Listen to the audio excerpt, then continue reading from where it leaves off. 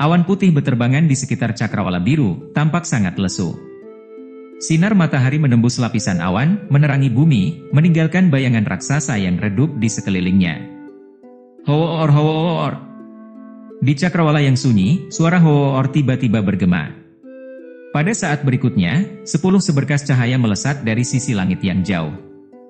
Kelompok orang itu adalah Lin Seng, Mu Chen dan sisanya berasal dari Akademi Bei Chang. Senior Lin Seng, apakah masih jauh? Mu Chen bertanya sambil mengikuti di belakang Lin Seng. Melihat ke depan, suaranya terbungkus energi spiritual, terdengar di telinganya. Dari fluktuasi yang terpancar dari lonceng darah, seharusnya mereka berada di wilayah terpencil bagian barat, di arah barat laut benua Bei Chang. Dengan kecepatan kita sekarang, setidaknya kita memerlukan waktu 1 hari 1 malam, untuk sampai di sana, jawab Lin Seng.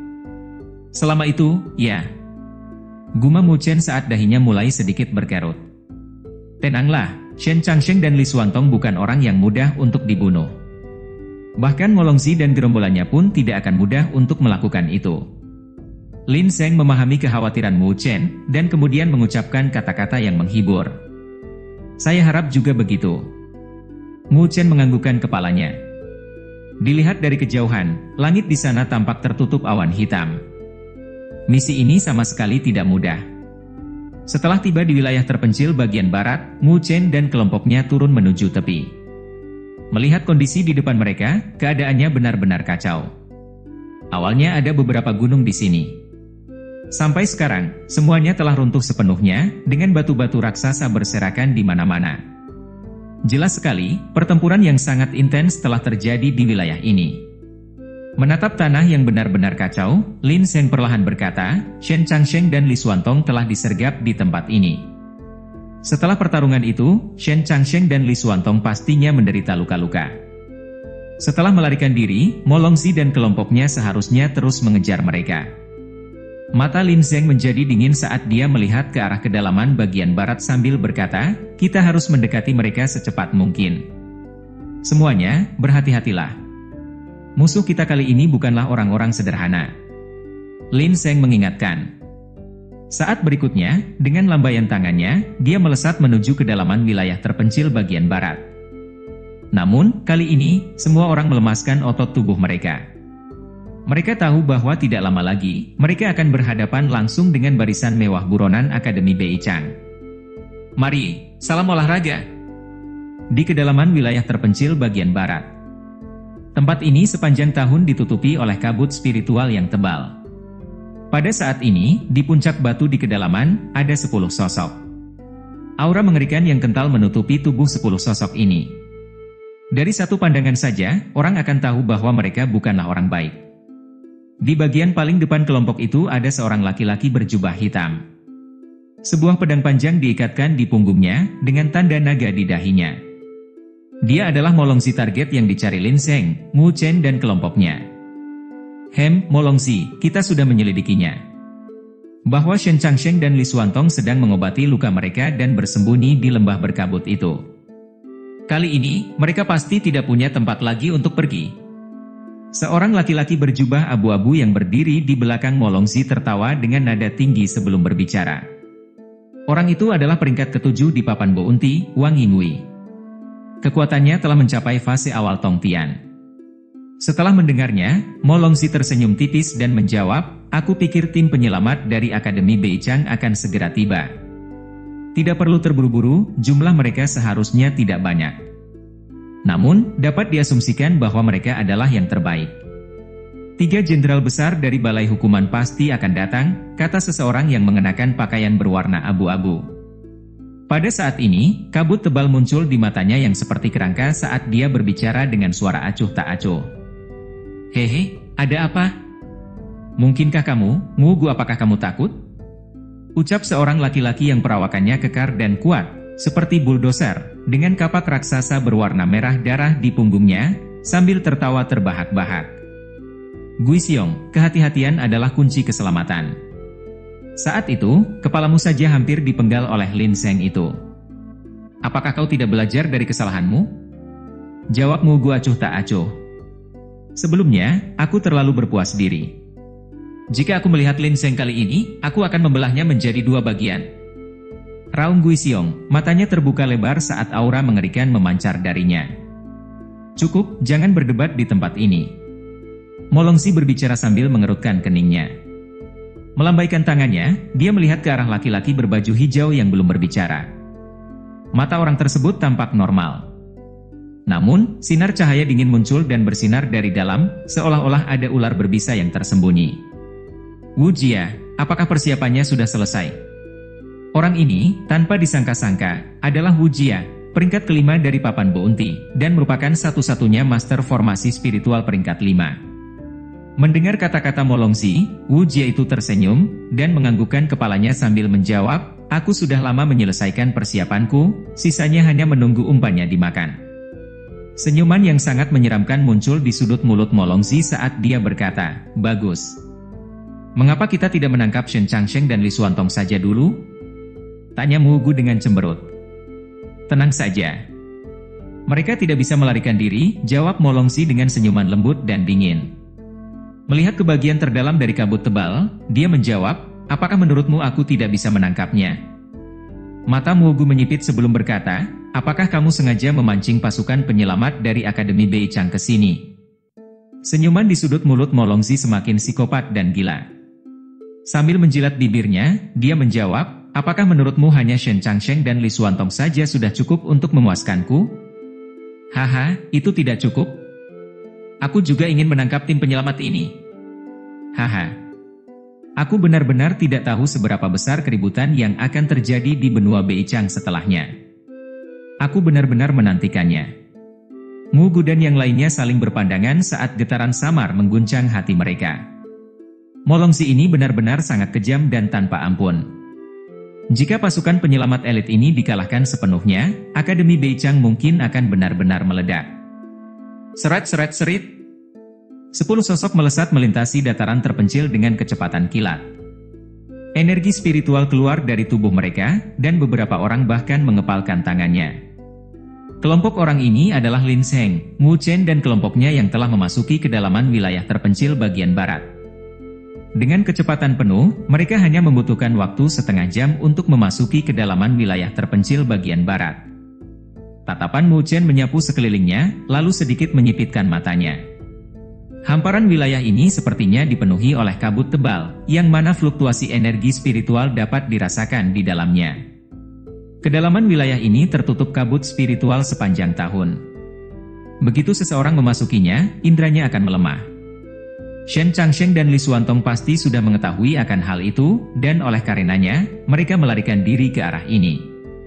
Lin Seng angkat bicara. Mu Chen sedikit menganggukkan kepalanya sebelum berkata dengan suara lembut. Namun, lingkungan seperti ini juga dapat menyesatkan seseorang. Lin Seng mengangguk setuju. Setelah menghela nafas dengan lembut, semua orang menganggukkan kepala sedikit, sebelum meningkatkan kewaspadaan mereka. Mendekati Luoli, Mu Chen berkata dengan suara rendah. Ikuti aku dan jangan jauh-jauh. Apapun situasinya, jangan pernah menghilang dari pandanganku. Luoli menganggukkan kepala kecilnya. Saat Mu Chen sedang berbicara dengannya, kabut spiritual di sekitarnya semakin tebal. Pada saat itu, penglihatan mereka menjadi sangat terganggu, begitu pula indera mereka. Namun, sesaat ketika mereka menuju ke kabut spiritual, ekspresi Mu Chen berubah drastis. Dia bisa merasakan fluktuasi aneh yang memancar dari dalam kabut spiritual yang tampak mirip dengan formasi spiritual. Hati-hati! Mata Mu Chen sedikit menyipit. Dengan suara huruf-huruf yang meledak-ledak, dia mendekap Luoli di dalam dadanya. Pada saat yang sama, kabut spiritual mulai menggeliat dengan ganas, menyebabkan distorsi tampaknya terbentuk di ruang sekitarnya. Berubah menjadi sesuatu yang mirip dengan mulut raksasa, mereka melahap Mu Chen dan kelompok mereka. Saat kabut spiritual menyebar, semua orang menghilang tanpa jejak. Di kedalaman yang sangat dalam, di puncak batu, mata Wu Jia terbuka saat senyuman jahat melintas di matanya. Ikannya sudah masuk jaring. Senyuman muncul di sudut mulut Molongzi. Mengambil langkah maju, dia menghilang dalam kabut tebal. Sudah waktunya. Saat dia menghilang, suara menyeramkan yang dipenuhi niat membunuh yang kejam terdengar di dalam kabut tebal. Di puncak batu, 8 sosok berdiri. Tertawa dengan kejam, mereka melesat secara bersamaan. Barisan paling elit dari Akademi Beicang ya. Kali ini, kami akan membunuh semua orangmu. Mari kita lihat apakah ada orang yang berani menawarkan hadiah untuk menukar mereka. Saat energi spiritual meletus dari tubuh Mu Chen, dia segera melindungi Luoli yang berada di dekatnya. Namun, serangan yang diharapkan tidak terjadi. Setelah berlangsung beberapa saat, fluktuasi spasial benar-benar hilang. Melihat di sekitar yang masih diselimuti oleh kabut spiritual tebal. Jelas sekali, mereka masih berada di kedalaman wilayah terpencil barat. Fluktuasi spasial sebelumnya hanya dimaksudkan untuk memisahkan mereka. Sepertinya kita sudah masuk dalam rencana mereka, kata Luoli, matanya yang jernih mengamati sekelilingnya. Mu Chen menganggukkan kepalanya, sementara matanya dipenuhi kewaspadaan. Fluktuasi spasial sebelumnya terlalu lemah, dan nampaknya kita terpisah dalam jarak yang sangat jauh. Namun, itu sudah cukup untuk memungkinkan musuh mengalahkan kita satu persatu, kata Luoli dengan suara lembut. Mari kita selesaikan secepat mungkin, kata Mu Chen setelah mengerutkan kening dan merenung sejenak. Saat Mu Chen terus berjalan ke depan, energi spiritual yang terbakar dengan api biru mulai muncul dari tubuhnya. Berjalan di depan Luoli, tatapannya dengan waspada menyapu kabut spiritual tebal di sekitar mereka. Ewer. Seberkas cahaya yang mengamuk tiba-tiba membelah kabut spiritual yang tebal, sebelum menembak ke arah posisinya saat ini dengan kecepatan kilat. Saat Mu Chen melihat ke depan, dia melihat tombak hitam yang tertancap ke dalam tanah. Wah! Saat Mu Chen menghindari serangan tombak hitam yang tiba-tiba datang, kabut tebal di posisi lain terbelah, hanya untuk melihat seberkas cahaya merah melesat ke arah mereka secara eksplosif. Luoli melangkah mendekat, tangannya yang seperti batu giok menggenggam erat pedang panjangnya. Seketika, aura pedang menebas secara horizontal. Suara dingin terdengar saat aura pedang memblokir semua seberkas cahaya merah. Plok. Suara tepuk tangan seakan terdengar dari kabut tebal. Tatapannya menjadi sangat dingin, Mu Chen menatap lokasi di mana seberkas cahaya merah muncul. Saat kabut tebal perlahan-lahan terbelah, dua sosok perlahan muncul dalam garis pandangnya. Di depannya ada tebing raksasa yang menjulang tinggi dengan dua sosok, satu duduk dan satu lagi berdiri. Orang yang duduk mengenakan jubah merah, sementara raut jahat terlihat di wajahnya. Pada saat ini, kedua orang itu mengirimkan senyuman jahat saat mereka menatap Mu Chen dan Luoli. Ayah, keberuntungan kita sungguh luar biasa. Kita benar-benar bisa bertemu dengan seorang gadis yang sangat memesona. Mata laki-laki berjubah merah itu menyapu Mu Chen dan Luoli, sebelum akhirnya tertuju pada tubuh Luoli. Seketika, matanya bersinar, sebelum berbicara sambil tersenyum. Wajah kedua orang ini terlihat sangat, mungkinkah mereka adalah siswa baru? Haha, sepertinya Akademi Beicang benar-benar berada dalam posisi yang sulit. Mereka bahkan mengirimkan pasukan seperti itu, ucap laki-laki kurus itu sambil menjilat bibirnya. Tepat sekali. Mereka bahkan berani mengirim siswa level Huatian.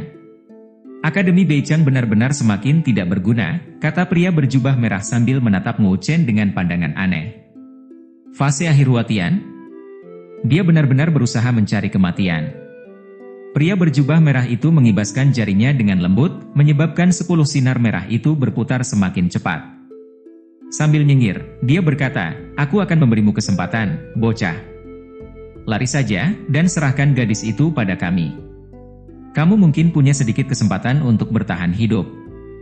Mu Chen memelototi laki-laki berjubah merah dan laki-laki kurus.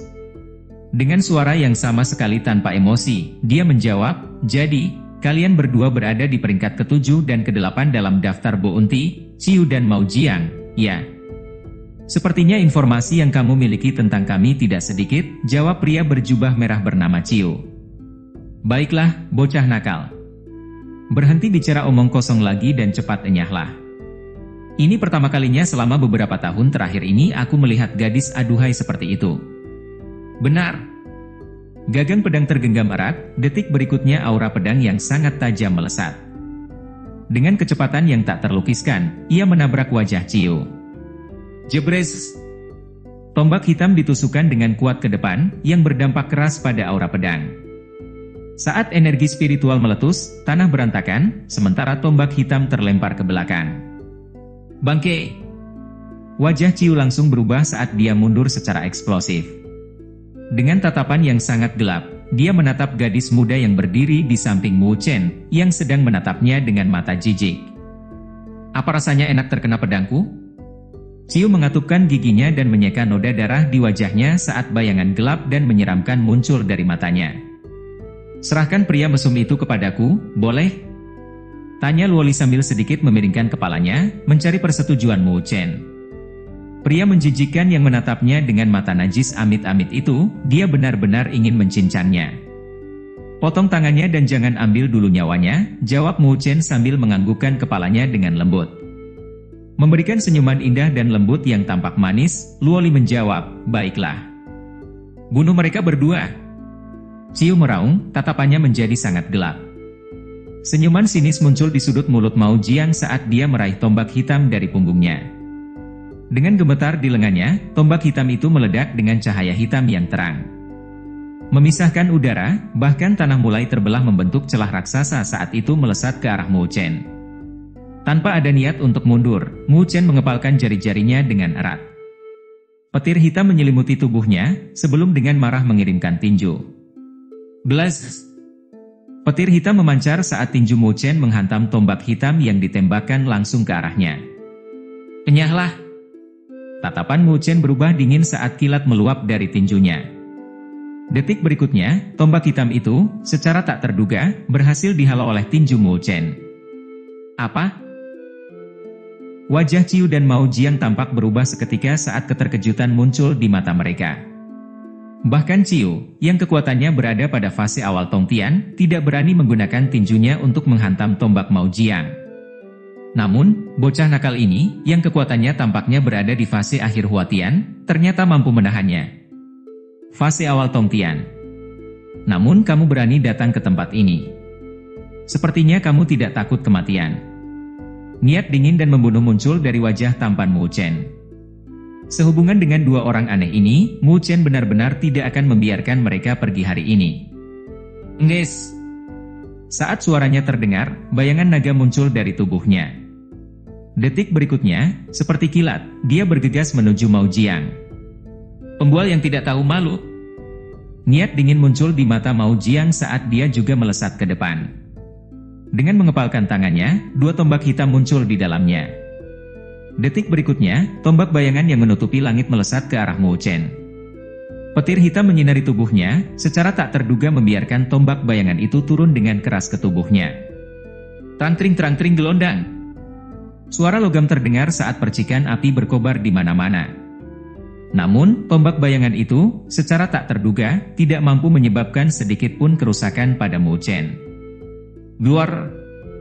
Sebuah tinju keluar darinya, menembus tombak bayangan itu. Saat energi spiritual memancar darinya, tinjunya membawa fluktuasi energi spiritual yang menakutkan dan langsung menuju ke dada Mao Jiang. Mao Jiang langsung ketakutan setengah mati oleh serangan Mu Chen yang kejam dan keji. Menarik kembali kedua tombaknya, dia meletakkan di depan dadanya. Jebrang! Tinju Mu Chen menghantam kedua tombak itu dengan keras. Kilatan dingin melintas di mata Mu Chen. Petir hitam meletus dari tinjunya, menyebabkan kekuatannya meningkat drastis. Retakan! Kedua tombak besi telah patah seluruhnya. Mirip dengan kilat, tinju Mu Chen menghantam dada Mao Jiang dengan keras. Dia langsung mengeluarkan seteguk darah saat tubuhnya terbang mundur ratusan meter. Sambil menunggu dirinya stabil, mata Mao Jiang diliputi keterkejutan dan ketakutan. Dia tidak bisa membayangkan bahwa pemuda ini, yang kekuatannya hanya berada di fase akhir Huatian, ternyata memiliki kekuatan yang begitu mengerikan. Karena kejadian tak terduga ini, bahkan wajah Ciu pun berubah muram. Melihat pemuda itu, yang kini dibalut petir hitam, kegelisahan mulai muncul dari hatinya. Saat kilatan dingin melintas di matanya, Ciu menjentikan jarinya. Detik berikutnya, banyak sinar merah yang membawa aura yang sangat tajam melesat ke punggung Mu Chen dengan kecepatan kilat. Namun, saat sinar merah menyala, sosok ramping dan cantik muncul di belakang Mu Chen. Aura pedang tersapu, membelah semua sinar merah yang hendak mendekat. Luoli berdiri di udara. Rok hitam membungkus sosoknya yang cantik dan menawan. Rambut panjangnya tergerai dari kepalanya, tampak cerah dan cemerlang seperti sungai perak. Namun, pada saat ini, cahaya apatis muncul dari matanya yang jernih seperti kaca. "Berikan tanganmu padaku. Kalau tidak, aku akan dimarahi." Menatap Ciu dengan tenang, gadis muda itu berbicara dengan suara lembut. Menggertakkan giginya, Ciu menjawab sambil mencibir, "Kamu?" Tangan Luoli yang seperti batu giok yang dengan erat menggenggam pedang panjang itu perlahan terangkat ke udara. Menunjuk ke arah Ciu di kejauhan, aura pedang yang sangat menakjubkan melesat ke langit. Pada saat ini, kabut spiritual dalam radius 1000 meter dihempaskan oleh aura pedang itu. Senyuman apatis tampak muncul di wajahnya yang halus dan indah. Di dalam kecantikannya, niat membunuh yang samar mengalir keluar. Tidak ada yang menyangka bahwa pemuda dan gadis aduhai di depan mata mereka, yang tampaknya paling mudah untuk dihadapi, sebenarnya sangat merepotkan.